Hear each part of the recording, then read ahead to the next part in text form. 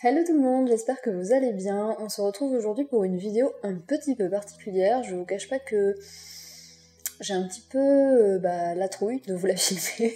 En fait, elle m'a été inspirée par l'une d'entre vous qui m'a demandé sur Instagram de vous parler de mes erreurs de parcours et de mes difficultés au début à passer à une consommation un petit peu plus responsable et raisonnée. Et j'ai trouvé ça hyper intéressant en fait de vous parler de ce qui avait été difficile pour moi à mettre en place.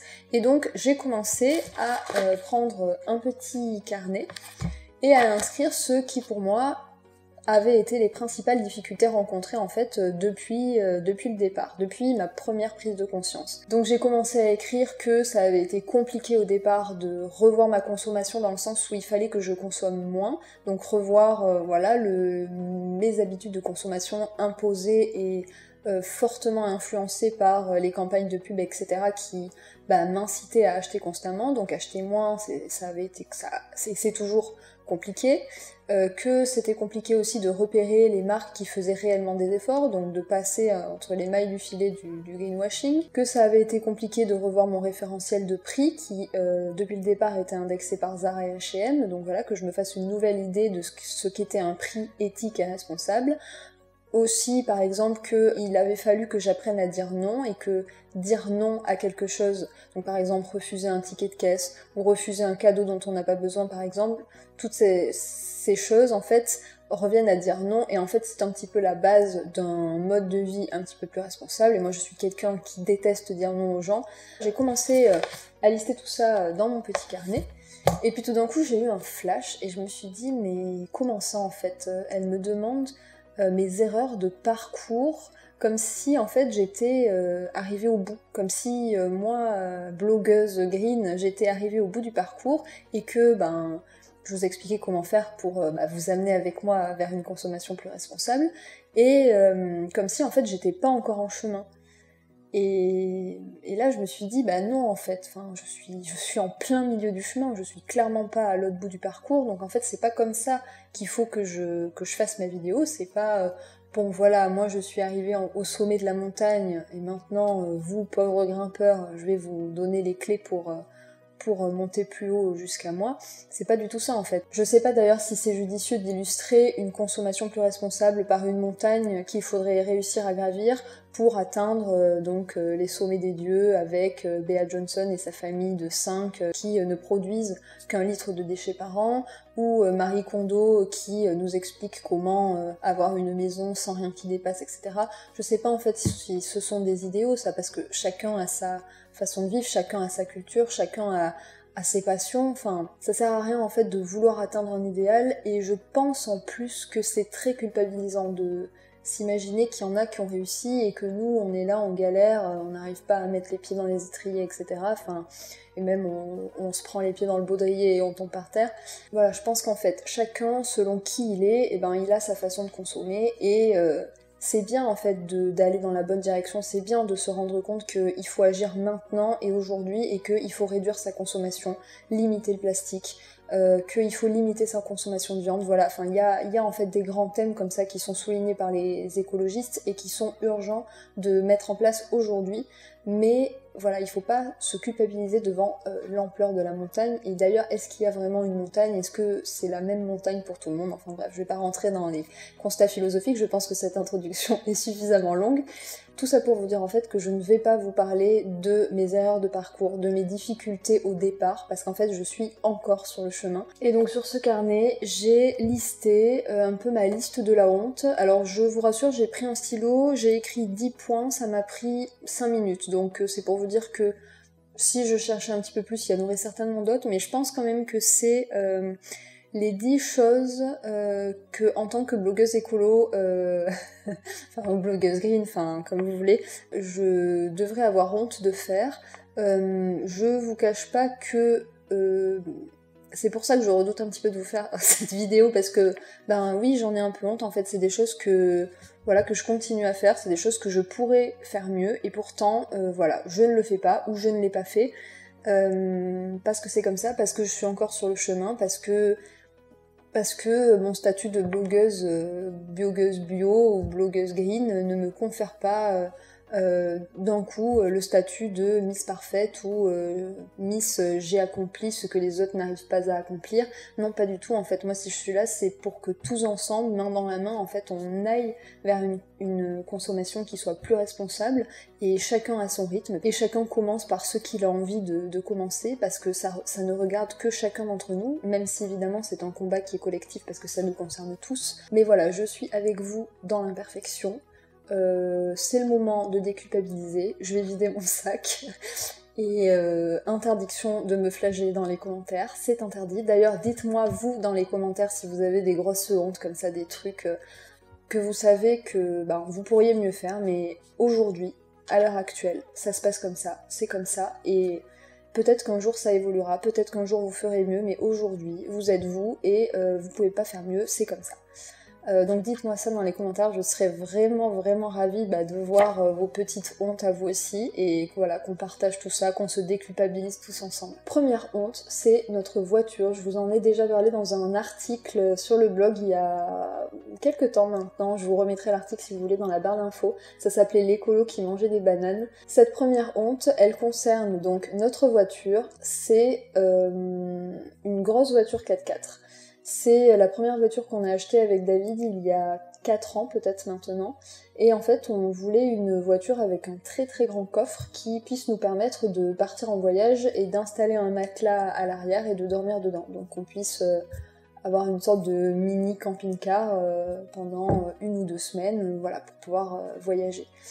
Et on a choisi une voiture 4x4 diesel, donc qui est un petit peu, je dirais, à l'encontre de ce en quoi on croit. Mais voilà, on roule en 4x4 et il faut le dire, on l'aime beaucoup notre voiture, on a fait de jolies aventures avec elle. Donc voilà, le premier point, on se déplace en 4x4 diesel, super. Deuxième honte, vous savez peut-être qu'on part en tour du monde d'ici 1 ou 2 mois, d'ailleurs je vous ferai très bientôt des vidéos à ce sujet. Mais qu'est-ce qu'on a fait il y a peut-être 6 mois, quand on a commencé en fait à préparer le matériel, etc. Qu'est-ce qu'on a fait? On s'est rendu chez Decathlon, comme tout le monde en fait, comme on aurait fait il y a 5 ans avant de repenser un petit peu notre consommation. Donc on s'est rendu dans cette grande enseigne de sport, donc Decathlon, et on a acheté nos sacs à dos, on a acheté des serviettes en microfibre comme on nous avait conseillé, et sans en fait réfléchir à est-ce qu'il y a des alternatives plus éthiques, est-ce que ce matériau on pourrait pas trouver quelque chose d'un petit peu plus responsable. Absolument pas, on n'a absolument pas pensé en fait au moment où on a fait ces achats que potentiellement il existait des choses plus éthique, plus responsable sur le marché. On n'y a pas pensé une seule seconde, on a pensé qu'à nous, on a pensé qu'à notre voyage, donc voilà, on a essayé les sacs à dos, on s'est dit celui-là il me va mieux aux épaules, etc. Il se ferme, il est mieux, il a, je sais pas, une place pour la gourde, etc. Mais on n'a absolument pas pensé à autre chose qu'à nous, c'est-à-dire à est-ce que ce sac à dos a un impact négatif sur la planète, ou est-ce que il y a des êtres humains qui ont souffert pour le produire? Que nenni. Donc là, ils attendent qu'on les remplisse dans la chambre, ils vont partir en voyage avec nous. Évidemment, maintenant qu'on les a, ce serait encore moins éthique et responsable de s'en débarrasser pour en acheter de nouveaux, mais bon, voilà, c'est un peu la honte quoi. Toujours en rapport avec le tour du monde, on est en train de vider intégralement notre maison, donc qu'on est en train de vendre, donc le moindre petit objet est en train d'y passer, on est en train d'essayer de trouver des repreneurs pour chacun de nos objets, donc que ce soit famille, amis ou association, enfin de toute façon voilà, il faut que tout disparaisse. Et pourtant, je continue à dire oui, hein, vous vous rappelez l'importance de dire non, je continue de dire oui aux marques qui proposent de m'envoyer pour tester des produits de beauté bio et naturels qui ont l'air au top du top, hein, mais le problème c'est que on part dans 1 ou 2 mois et je vais peut-être pas prendre 8 kilos de produits de beauté à tester quand on sera dans les landes sibériennes, enfin je sais pas, vous me direz ce que vous en pensez, mais voilà. Je suis en train d'un côté de vider absolument tout, et de l'autre côté d'accepter qu'on m'envoie encore des produits. J'ai appris seulement avant-hier, après 10 ans de recyclage par moi-même, que les tickets de caisse et tickets de banque ne se recyclaient pas. Bravo Céline. Donc voilà, ça fait 10 ans que je mets mes tickets de caisse dans le bac à recyclage. Si vous êtes comme moi, eh bien félicitations, vous venez de l'apprendre, ça se jette en fait. Donc c'est pour ça que c'est très important de refuser quand un commerçant vous propose de vous le donner, ou même de refuser quand il vous le propose pas d'ailleurs. Voilà, en bonne blogueuse gain que je suis, je l'ai appris avant-hier très exactement. C'est le tour de ma pire honte de cette vidéo, donc la pire honte de toutes. Je la case au milieu comme ça, vous avez le temps de l'oublier avant la fin. Donc vous le savez peut-être, mais ça va faire 5-6 ans que... ça va faire 5 ans que je suis végétarienne. Petit à petit, prise de conscience après prise de conscience, on en est venu à ne plus consommer de produits d'origine animale, donc lait, yaourt, fromage, etc. Donc voilà, on n'achète absolument plus de produits d'origine animale. Pareil au restaurant, on fait attention de choisir ce qui n'en contient pas, sauf... Et là, vous vous attendez à ce que je vous parle du fameux fromage que les véganes en général ont du mal à arrêter, mais pas du tout. Pas du tout. En fait, pour vous raconter la petite histoire, comme ça me permet de, je sais pas, de justifier un petit peu mon acte. Il y a 5 ans, on est parti avec David faire du woofing à Hawaï. Donc le woofing, pour ceux qui savent pas, en gros on offre nos services dans une ferme d'agriculture biologique en échange d'un lit et de quoi manger. En gros c'est un petit peu comme si on voyageait gratuitement, mais en aidant avec les mains dans la terre à ce que l'exploitation avance. Et donc voilà, pendant 3 mois on est parti à Hawaï et c'est un petit peu un voyage qui a été initiatique pour nous puisqu'on est revenu de là un petit peu transformé. En fait, on a découvert là-bas une autre façon de vivre, une façon notamment de ne pas consommer de viande. C'était la première fois que ça nous arrivait en fait dans notre vie pendant 3 mois de ne pas manger de viande, donc ça a contribué en fait à ce qu'on se pose des questions et ça a été un petit peu le terreau pour toutes les questions qu'on a commencé à se poser et le départ en fait de notre remise en question générale sur notre façon de consommer. Donc ce voyage, il est vraiment très précieux pour nous, c'est vraiment comme je vous dis un voyage qui a été initiatique et on a ramené de ce voyage une graine de kéfir de lait. C'est un petit peu comme une relique sacrée pour nous, quelque part, enfin, elle est extrêmement précieuse, donc on l'a ramenée de cette espèce de sanctuaire magnifique dans lequel on vivait à Hawaï, on l'a ramenée jusqu'à notre maison, et donc en fait, pour ceux qui ne savent pas, le kéfir de lait, c'est des bactéries que l'on met dans le lait et qui vont faire une sorte de yaourt qui va être très riche en lactoferments et qui est réputé excellent pour la santé. Vous vous en doutez, la révélation de l'année, ça va faire 5 ans qu'on nourrit nos graines de kéfir qu'on a répandues parmi nos familles, parmi nos amis, enfin maintenant cette graine hawaïenne elle s'est un petit peu répandue aux 4 coins de la France, mais nous on en a toujours une et on lui donne du lait très régulièrement, 1 voire 2 fois par semaine. On a la chance d'habiter à la campagne, donc d'avoir des petites fermes autour de nous